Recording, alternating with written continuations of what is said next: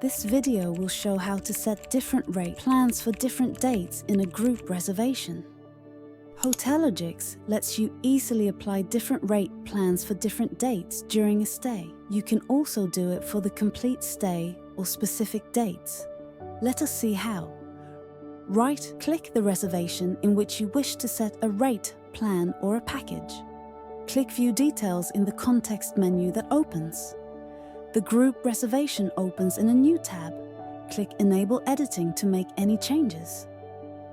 Under Rates or Packages section, select the rate type.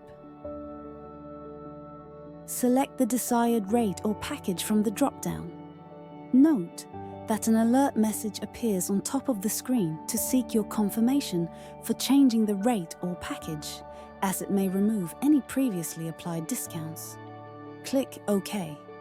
Note that the new rate package is updated in the rate type column and its corresponding price is also updated in the amount column. You can also edit the rate plan for specific dates during a stay. Under Rates, Packages section, click the checkout date. A calendar opens. Select the stay date for which you wish to have a different rate plan. This will split the stay details.